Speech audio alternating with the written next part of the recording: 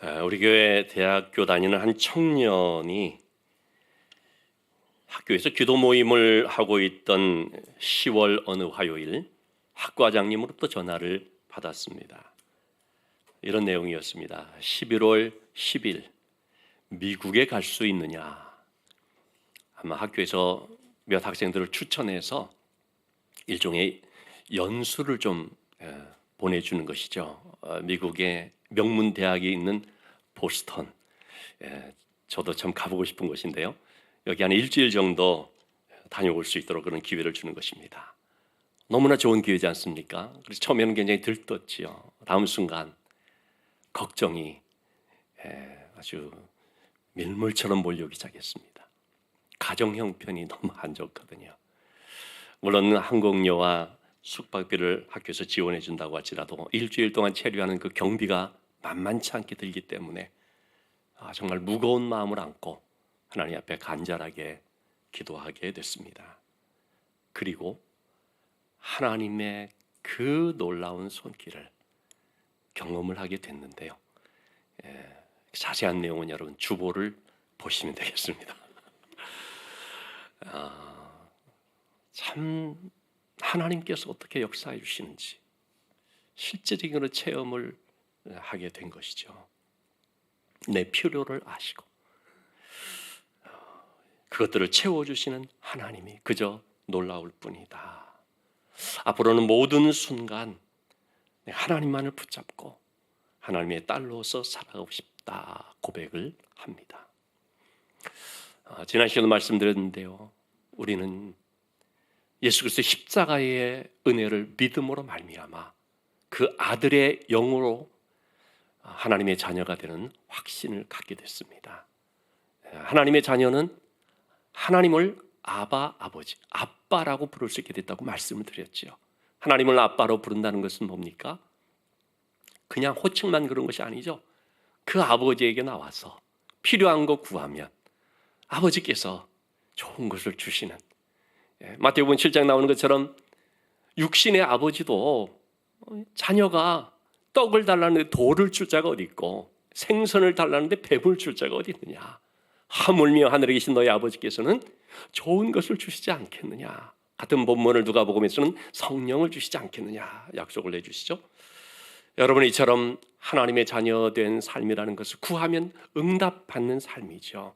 자, 그렇다면 여러분 우리가 이제 하나님의 자녀로서 그런 은혜를 받게 됐는데 그러면 우리의 삶은 또 어떠해야 되는가?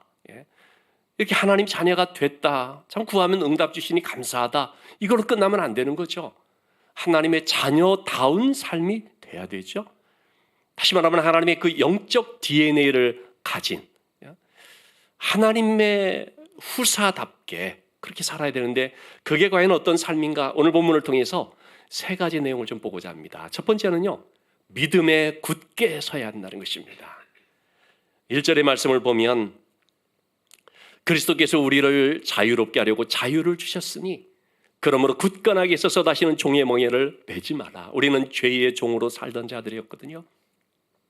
그런데 우리 주님의 그 값진 희생을 통해서 모든 죄의 대가를 지불하시고 우리를 그 죄의 멍에에서 풀어주셔서 자유하게 해주셨습니다. 그렇다면 우리는 어떤 삶을 살아야 됩니까? 이제는 우리가 그 주신 생명 그리고 우리를 구원하신 그 믿음 위에 굳건하게 서야 된다는 거죠. 다시는 종의 멍에를 매면 안 됩니다. 여러분, 다시 종의 멍에를 맨다는 것은 무슨 뜻입니까? 이 믿음이 굳건하지 못하다라는 거죠. 누가 흔들려고 해도요, 또는 옆에서 누가 또 흔들리고 있어도요, 내 믿음이 굳건하면 요동하지 않습니다. 그런 굳건함을 가지라는 것입니다. 누가복음 15장에 보면 돌아온 탕자 얘기가 나오지 않습니까? 탕자가 마침내 집으로 돌아왔죠. 아버지가 얼마나 기쁘게 맞아줬습니까? 죽었다가 살아난 아들로서 삼아주시고 잔치하고 그랬죠. 성경은 거기서 이제 끝나죠. 근데 우리가 한번 이렇게 연상을 한번 해보십시다. 그 다음 날부터 이 아들이 돌아온 당일날은 아버지가 정말 기쁘게 맞아주는데 다음 날 현실을 딱 깨달은 이 아들이 과연 아버지가 나를 진짜 그렇게 기쁨으로 여겨주실까? 그래도 아버지가 나에 대해 섭섭한 마음 가지고 대하지 않을까? 그런 생각할 수 있잖아요. 그래가지고 이 아들이 다음 날부터 아버지의 눈치를 보면서 내가 뭐라도 해야 되지 않을까? 이런 식으로 하게 되면 그건 뭡니까? 종처럼 사는 것이죠. 그런데 아버지에 대한 믿음이 굳건하면 어떻습니까? 그러면 전혀 그런 것에 흔들리지 않게 되는 것입니다.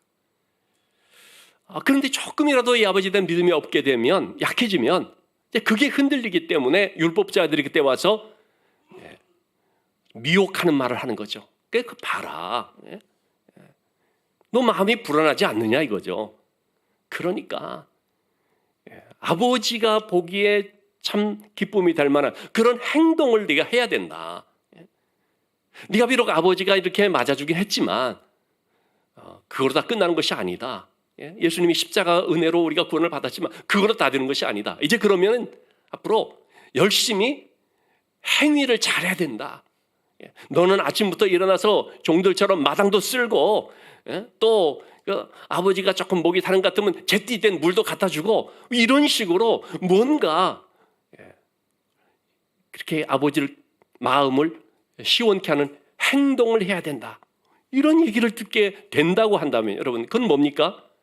바로 율법으로 의롭게 된다라는 바로 그 주장과 같은 거죠. 4절의 말씀을 보시면 율법 안에서 의롭다함을 얻으려 하는 너희는 그랬거든요.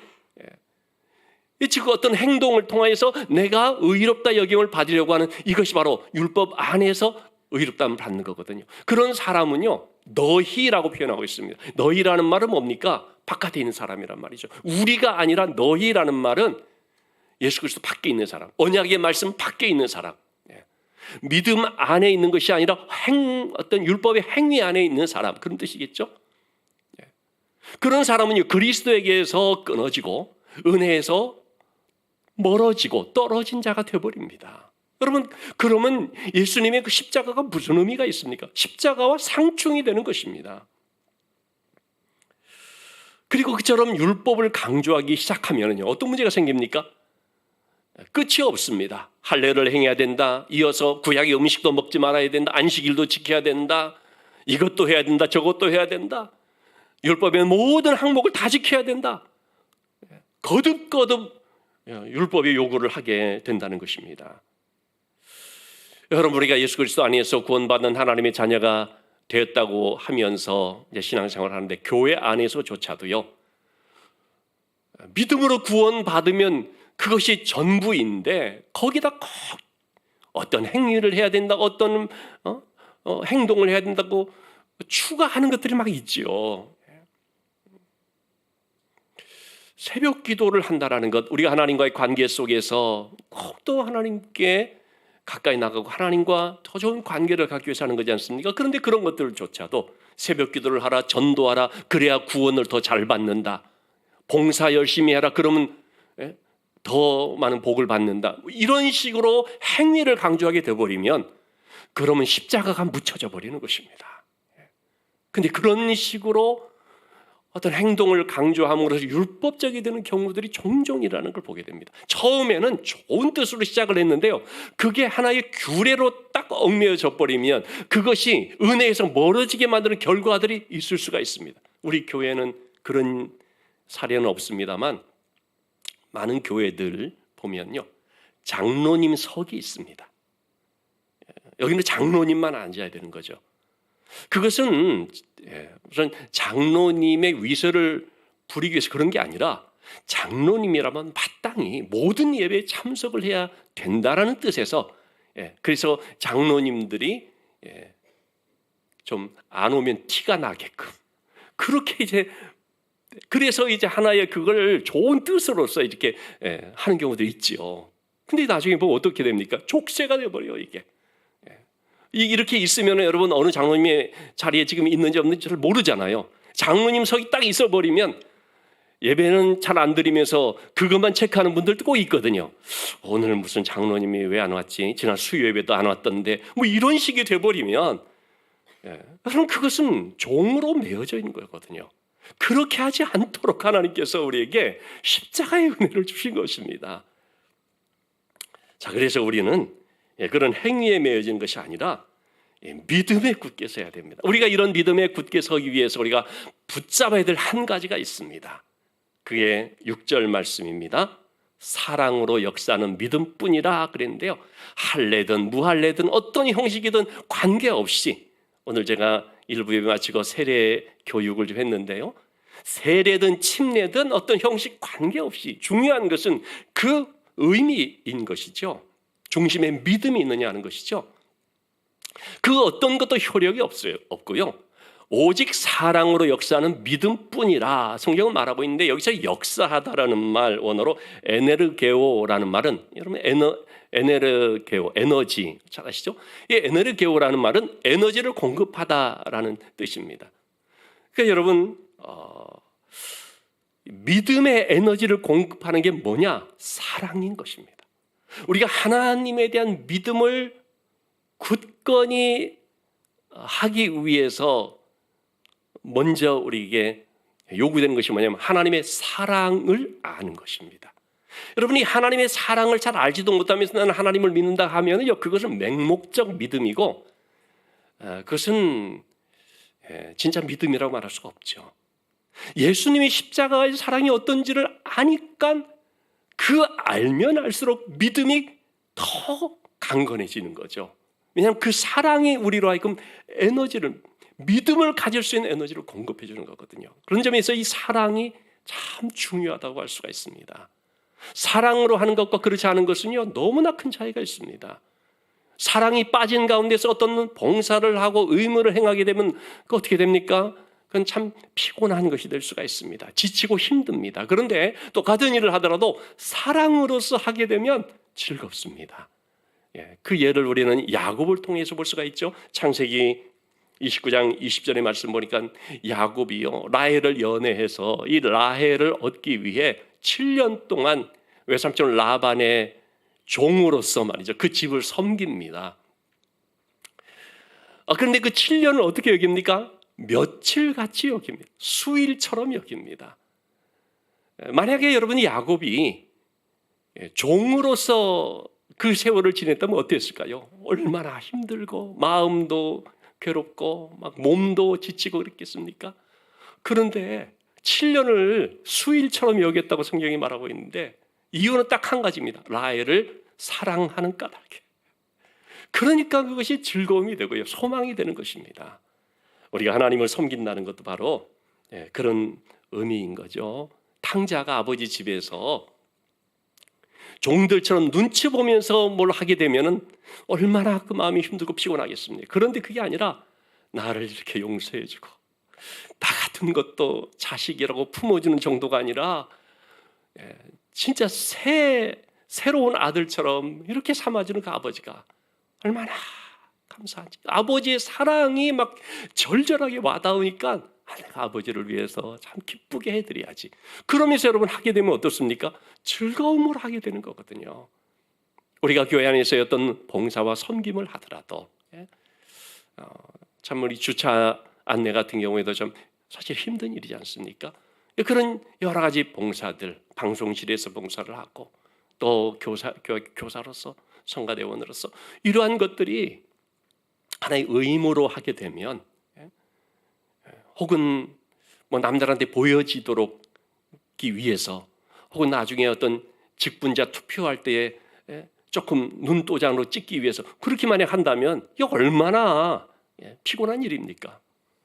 그런 분은 전혀 없습니다만, 근데 그런 어떤 봉사와 섬김을 하더라도요, 하나님에 대한 사랑이 커서 하나님이 참 나같이 죽을 죄인을 나같이 용서받을 자격이 없는 자를 예수님이 십자가의 은혜로 사랑해 주시니 얼마나 참 감사한지. 그 사랑에 의해서 하게 되니까, 그러니까 어떻습니까? 그 즐거움이 되는 것입니다. 짐이 아니라 그 수고가 감사하게 여겨지는 것이 되는 거죠. 저는 목회자가 되는 데 있어서 저희 부모님이 너 목회자로 서원을 했으니까 그렇게 알고 그렇게 해. 만약 그랬다면 정말 억지로 그렇게 했을 것 같습니다. 저는 그런 게 아니었거든요. 내가 주님의 그 십자가의 은혜에 대한 너무 큰 체험을 해서 너무 하나님의 사랑이 커서 그래서 하게 되니까요. 저는요, 뭘 어떻게 하더라도 어떤 수고를 해도요 아무 말 할 수가 없습니다. 왜냐하면 내가 좋아서 하는 거니까. 또 그렇게 하고 싶었고요. 여러분, 사랑으로 한다는 것이 바로 그런 겁니다. 그 사랑으로 인하여서 우리가 힘을 공급받게 되는 것입니다. 그래서 우리가 믿음에 굳게 서기 위해서 정말 힘써 붙잡아야 될 것이 바로 하나님의 사랑이다라는 것, 여러분 기억하시기를 바랍니다. 하나님의 자녀답게 산다는 것, 첫 번째는 믿음에 굳게 서는 것입니다. 두 번째는 사랑의 종이 되는 것입니다.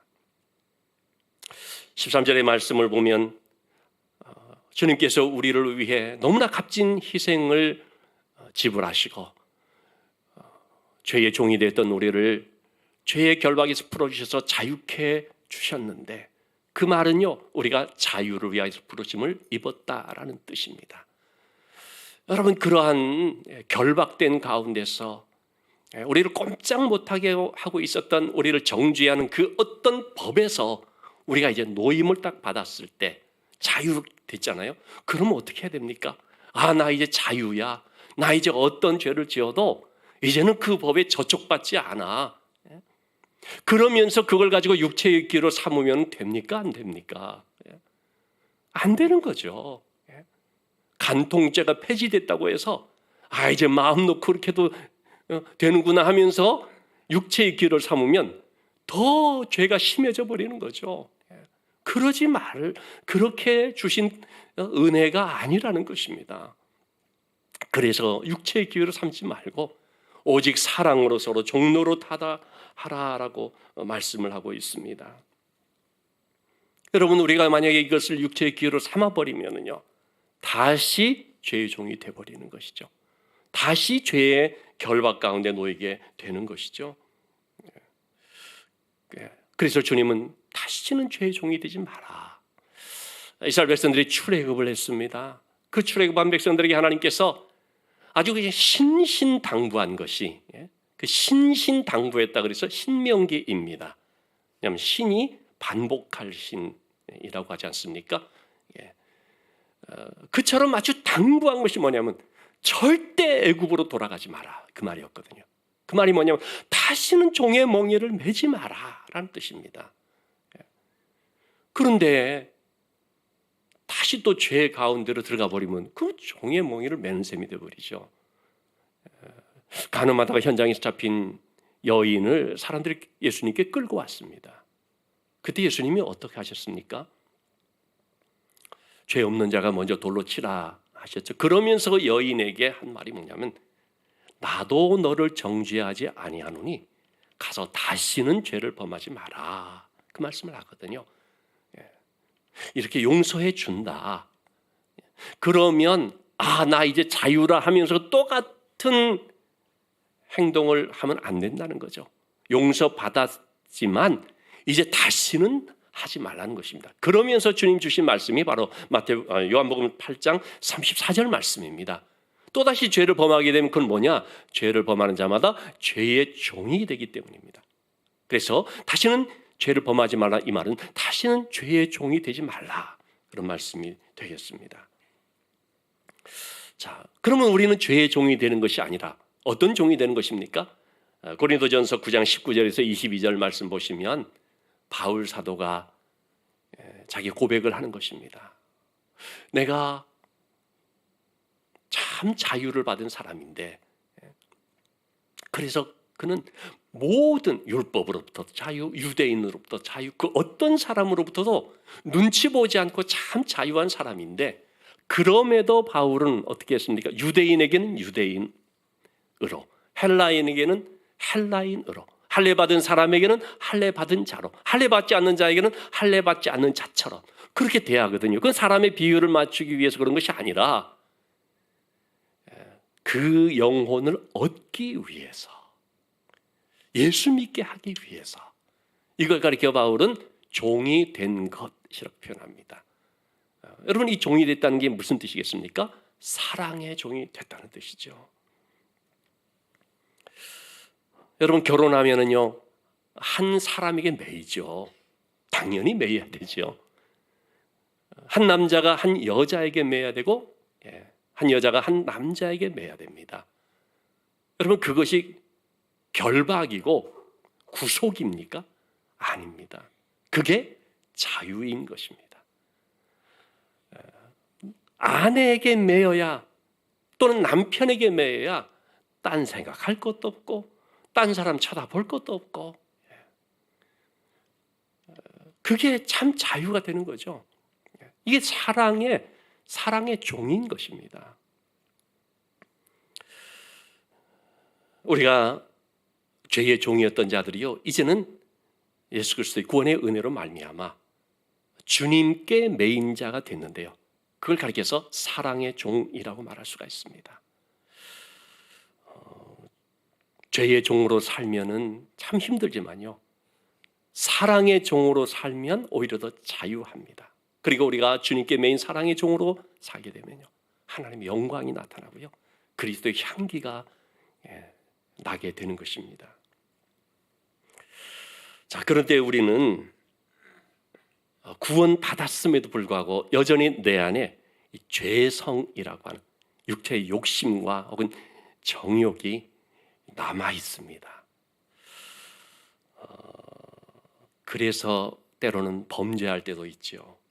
자, 그럼 이러한 연약한 우리가 어떻게 이 사랑의 종이 될 수가 있을까요? 그런 섬김의 삶을 살 수가 있을까요? 내 힘으로 되는 것이 아니라 성령을 힘입으면 됩니다. 그래서 하나님의 자녀로서 어떤 삶을 살아야 되느냐? 세 번째는 성령을 따라 행하라. 오늘 성경에서 말하고 있습니다.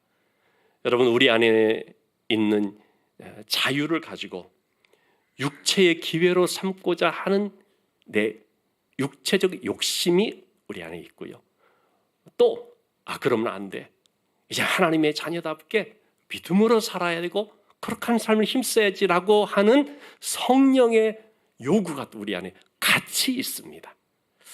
그것을 16절 17절 말씀을 통해서 보시면, 우리가 성령을 따라 행해야 되는 이유가 무엇 때문이냐? 그러면 육체 욕심을 이루지 않기 때문입니다. 왜냐하면 이 육체의 소욕이라는 것과 이 성령의 요구라는 것은요, 서로 거슬리기 때문에, 줄다리기 하듯이 한쪽이 땡기면 한쪽이 끌려오는 이런 구조이기 때문에, 즉 서로 대적하기 때문에, 서로 갈등하고 충돌하기 때문에 한쪽 편을 우리가 들어야 되는 것이죠. 그래서 성령을 따라 행하게 되면 어떻습니까? 육체의 욕심을 이루지 않게 되죠. 그러나 우리가 육체의 욕심을 따라버리면 성령의 요구를 또 이루지 못하게 되는 것이죠. 자, 그렇기 때문에 여러분, 우리는 어떻게 해야 되느냐? 성령을 따라야 되는, 성령을 따르기 위해서는 먼저 있어야 할 것이 뭐냐면요, 이 육체의 소욕에 대해서 우리가 대항해야 된다는 것입니다. 여러분, 저절로 되는 거 아닙니다. 대항해야 됩니다. 지난 수요 예배 때 아주 제가 좀 강도 높게 얘기한 부분이 있는데요, 고린도후서 11장 20절의 말씀인데, 고린도 교회에 대해서 바울 사도가 갖는 너무나 안타까운 그 심정을 토로하는 구절입니다. 바울 사도 고린도 교회를 잘 세우고요, 성도들을 양육해서 떠나왔지 않습니까? 그런데 이 교회의 율법주의자들, 특히 거짓 교사들이 틈타가지고요, 이 성도들을 미혹을 하는데, 율법을 행해야 된다, 할례를 받아야 된다, 이런 것을 가지고서 그들을 종으로 삼고 그들의 영혼을 잡아먹고 그들의 생명을 빼앗고, 그리고 거짓 교사들 스스로는 막 높이고, 그리고 성도들의 뺨을 치고, 이런 일들이 벌어지고 있는데, 이 성도들이 지금 어떻게 하고 있는 것입니까? 이런 악한 자들을 용납하는 것입니다. 이게 얼마나 안타까운 일입니까? 바울 사도에 대해서는 폄하하면서 이런 거짓되고 잘못된 자들, 교회를 농락하는 자들에 대해서 오히려 용납하는 이런 일이 벌어지니 마치 오늘날의 신천지 이단이 우리 교회에 와서 막 휘젓는데 말이죠. 그 용납해버린 거 똑같은 것이죠. 그러니까 바울 사도가 말하는 것입니다. 왜 용납하느냐 말이죠. 그들과 맞서 싸워야지. 그 잘못된 것을 대항해야지. 그 악한 것에 저항해야지. 여러분, 우리에게 이 육체의 욕심을 거부하는 것이 꼭 필요한 것입니다. 내 아내도 마찬가지거든요. 정욕적인 생각, 잘못된 생각, 불신앙적인 생각, 하나님을 의심케 만드는 그런 것들이 막 내 안에 있을 때 여러분, 그것을 그냥 용납하면 안 됩니다. 사탄아 물러가라. 거부해야 됩니다. 물리쳐야 된다는 말이죠. 레츠고 갈라디아서라고 하는 그 책에서 맥스 루케이도 목사님의 그 얘기를 인용을 합니다. 맥스 루케이도 목사님이 이런 얘기를 했습니다. 어떤 사람이 3개월 동안 외국으로 출타할 일이 있었다는 것입니다. 그래서 자기 지인에게 3개월 동안 자기 집을 들어와 살면서 지내도록 했습니다. 그리고 이 사람이 3개월 후에 돌아왔습니다. 와보니까 집이 엉망진창이 되어 있습니다. 가구가 부서져 있고요. 카펫과 커튼이 다 찢어져 있고요. 벽들은 막 낙서로 뒤범벅이 되어 있고요. 그래서 그 지인을 불러서 얘기를 했죠. 아니, 이거 어떻게 된 일이냐. 그랬더니 이 지인이 하는 말이 변명이랍시고 이렇게 얘기한 거죠. 대학 동아리에서 집을 좀 빌려달라고 해서 빌려줬다는 것입니다. 한 축구팀에서 신입생 입단식할 자리가 없으니까 빌려줬다는 것입니다. 어떤 사람들은 파티할 장소가 없으니까 좀 빌려달라 해서 빌려줬다는 것입니다. 자기가 주인도 아닌데 잘 관리해야 되는데 그냥 빌려주니까 엉망으로 만들어 놓은 거죠. 그때 이 주인이 딱 한마디를 했다는 것입니다. 당신은 거절할 줄도 모르는가. 저는 여러분, 이 말이 우리 신앙인에게 굉장히 의미 있는 말로 새겨져 있나 봅니다. 너는 거절할 줄도 모르는가. 여러분, 우리 마음속에 어떤 느낌, 감정, 생각들이 막 있다고 해서 그거 그냥 다 받아들이고 용납하면 안 됩니다. 거절할 건 거절하는 것입니다. 요셉이 어떻게 하나님의 그 사랑과 몸을 받고 기쁨이 됐겠습니까? 보디발의 아내가 유혹을 하거든요. 그런데 그것을 거절한 것입니다. 제가 종종 말씀드리지만 믿음은 용기입니다. 어떤 용기입니까? 거절할 용기입니다. 미움받을 용기입니다. 박해받을 용기입니다. 믿음 생활한다고 그냥 뭐 순순히 다 받아들이고 뭐 마음 좋은 사람이 그런 말 듣는 거 아닙니다. 모든 사람에게 좋은 말 들으려는 사람은 화 있을진저 주님이 그렇게 말했습니다. 서기관 바리새인들이 그런 사람들이었거든요. 모든 사람에게 인기 얻으려고, 모든 사람에게 좋게 보이려고. 그러면 여러분, 의인들에게는 배척을 받는 것이고 그런 거죠. 우리가 그렇게 신앙생활을 하면 안 됩니다. 거절할 거 거절해야 됩니다. 짝 자를 거 잘라야 됩니다. 안 되는 건 안 된다고 해야 된다는 거죠. 먼저 육체의 소욕에 대해서 우리가 대항해야 됩니다. 그러면서 성령을 따라 행하는 것입니다. 그러면서 성령을 따라 행한다는 것은 성령과 함께 걷는 것을 말합니다. 그러면은요, 18절 말씀처럼 우리가 율법 아래에 있지 않게 됩니다. 율법 아래에 있다라는 말은 지배를 받는다는 뜻입니다. 율법이 지배를 받는다는 게 뭡니까? 율법의 행위를 통해서만 구원받을 수 있다, 축복받을 수 있다, 하나님 기쁘게 한다, 이런 식의 말에 매여지는 것, 이게 바로 그 아래에 있는 거죠. 우리는 여러분 어디 아래에 있어야 됩니까? 율법 아래에 있던 우리가 이제는 어디 아래에 있어야 되는 것입니까? 주보혈 아래에 있네. 찬양을 한 것처럼 유월절 어린 양의 피로 나의 모든 죄가 사함을 받았네. 이제는 주보혈 아래에 있네. 그 피가 우리를 속했네.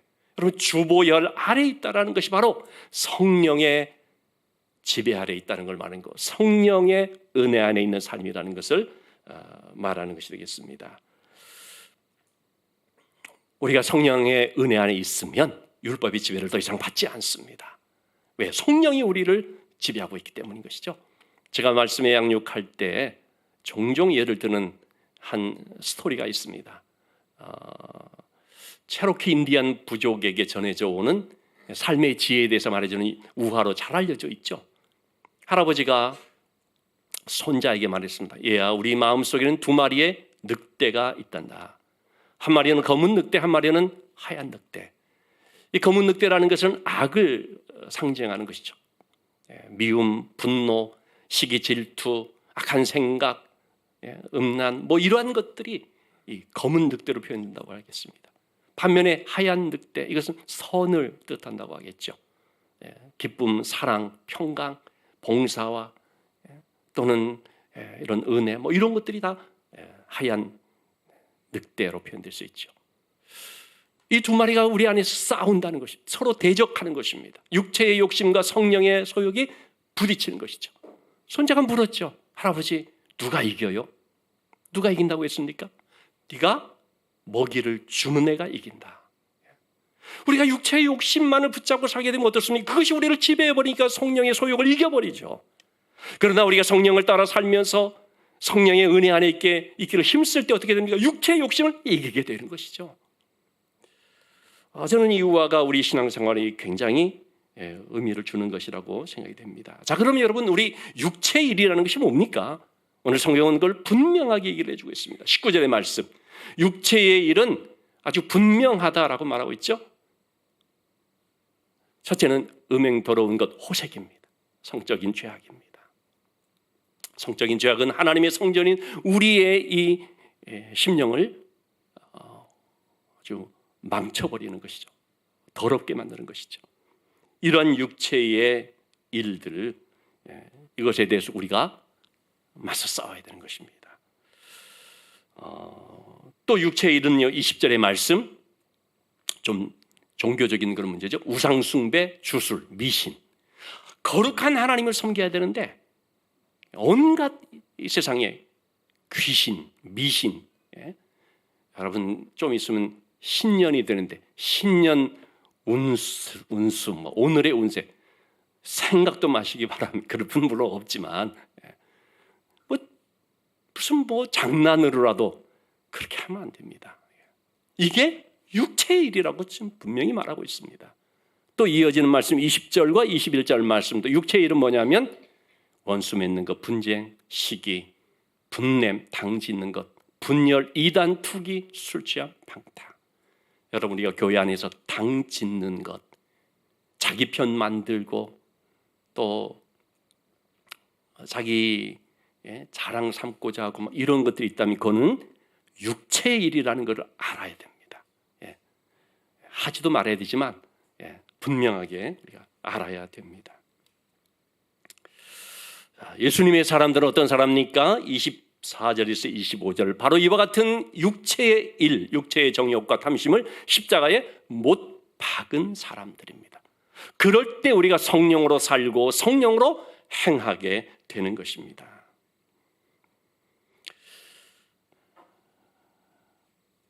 우리가 성령을 따라 살게 될 때, 성령으로 행하게 될 때 우리의 마음이 평안해지고 기쁨을 얻게 되죠. 그리고 영적으로 성장하게 되고요. 세상을 이길 힘을 얻게 되는데 무엇보다도 여러분 성장하면 반드시 따르는 결과가 뭡니까? 열매를 맺게 됩니다. 성령의 열매. 22절에서 23절 9가지를 얘기하는데 사실은 성령의 열매들이 아니라 성령의 열매. 9가지의 속성, 9가지의 맛, 9가지의 컬러 이렇게 좀 볼 수가 있겠죠. 사희와 오자양, 충원절 그렇게 외우라고 했습니다. 이 9가지 열매, 이것은요 주님을 닮은 신앙인의 열매죠. 하나님의 자녀는 이렇게 살아야 된다는 것을 말씀하는 것입니다. 지난해 금요 심야 기도회 때 고려대 심리학과 한성열 교수님의 간증을 함께 나누었습니다. 저는 이분의 책 원더풀 카운슬러라고 하는 책을 한 두어 달 전에 교보문고에 갔을 때 보고 사서 탐독을 했는데요. 이분은 목사님의 아들로서 상담 심리를 통해서 참 상처받은 많은 영혼들을 돕는 귀한 사역을 하고 있는데, 그는 최고의 상담자는 예수 그리스도이다, 그 얘기를 합니다. 하나님은 우리에게 예수님을 보내주셨는데 최고의 상담자로 보냈다는 것이죠. 자, 그럼 예수님이 우리 안에 오셔서 우리를 만나시는데 어떻게 우리를 만나십니까? 그의 영으로. 그러니까 성령을 통해서 우리 안에 오시고 우리를 만나시고 우리를 위로하시고 우리의 상처를 만져주시고 싸매주시고 치료하시고 회복시켜 주시며 육신을 이길 수 있는 힘을 공급해 주신 거죠. 여러분, 성령이 우리 최고의 상담자라는 사실을 아시기 바랍니다. 그래서 우리가 연약하고 비록 좀 부족함들이 있다 할지라도요, 이 성령을 힘입으면 그러면 우리가 육체의 일을 이루지 아니하고 하나님 기뻐하시는 그분의 자녀로서의 삶을 살 수 있는 것이 되죠. 찬송 가사처럼 내가 주의 큰 복을 받는 참된 비결은 주의 영이 함께 함이라. 여러분, 이 성령께서 나의 진정한 도움이시고 또 능력이시며 나를 이끌어 주신 분이라는 사실을 잘 알고 매 순간 성령을 따라 사는 삶을 멈추지 마시기를 바랍니다. 그래서 좁은 십자가의 길을 걸어도 밤낮 기뻐할 수 있는 그런 복된 삶이 될 수 있기를 원합니다. 우리 이 시간에 함께 잠시 기도하실 때 우리가 하나님의 자녀로서 믿음에 굳게 설 수 있도록, 그리고 그 하나님의 사랑을 늘 공급받을 깨달으면서 더 이 사랑을 붙잡을 수 있도록, 또한 사랑의 종으로서 우리가 살 수 있도록 특별히 성령을 따라 행하는 삶이 될 수 있게 해달라고 우리 함께 합심하여 기도하시겠습니다.